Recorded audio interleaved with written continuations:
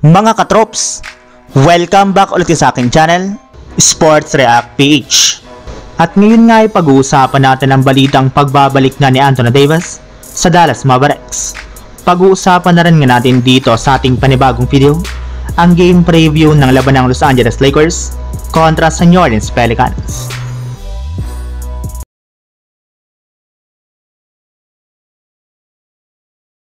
Kahit man nga po mga katrops, pasok pa rin ang Dallas Mavericks hanggang ngayon sa play-in tournament ng Western Conference, ay wala na rin naman nga po silang kasiguraduhan kung mananatili pa sila dito since 3.5 games na lang naman nga po ang kalamangan nila sa ika-11 seed na Phoenix Suns.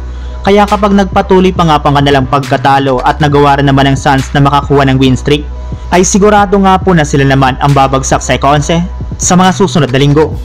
Puro mga malalakas na koponan at contender nga po ang kanilang mga susunod na makakalaban, at haharapin nga po nila ito nang wala ang kanilang point guard na si Kyrie Irving na nagtamo pa lang ng injury sa kanyang tuhod at inaasahang mawawalan na matagal sa kanilang koponan. Kaya nag-iisang paraan na lamang nga po upang maiwasan ng Mavs ang pagbagsak sa standings ay kung sakali mang mapabilis nilang pagbabalik dito ni Anthony Davis. Well, ayon nga po sa kalalabas pa lang na balita ng isang NBA insider, matapos nga pang ilang linggo na pagre-recover nito ay nakasama na nga po siya ngayon sa mga ginagawang practice ng team. Pero asahan pa rin nga daw po ninyo na sa darating na 3rd week pa ng Marso ito posibleng makapaglarong muli sa kanilang lineup dahil kakailanganin pa nga po niyang patatagin ang kanyang hita at ipakondisyon ang kanyang buong pangangatawan upang sa ganon ay hindi na nga po siya muli magtamo ng injury.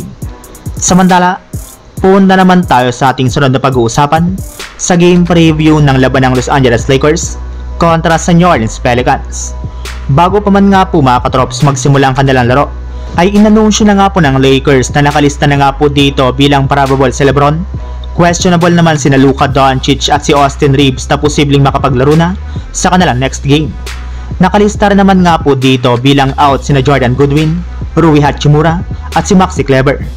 Habang pagdating naman nga po mga katrops sa New Orleans Pelicans, inaasahan nga po na hindi dito maglalaro ang kanilang mga key players na sina Herbert Jones at DeJounte Murray.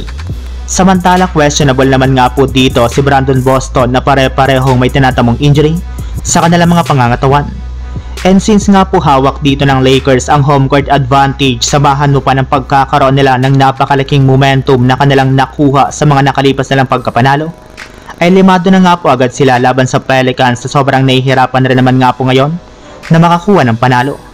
Napakalayo rin naman nga po ng lakas ngayon ng Lakers kesa sa New Orleans Pelicans sa paunguna nga po ni LeBron James at Luka Doncic na unti-unti nang nagiging solido ang chemistry habang dumarami ang kanilang mga laro na magkasama sa loob ng court.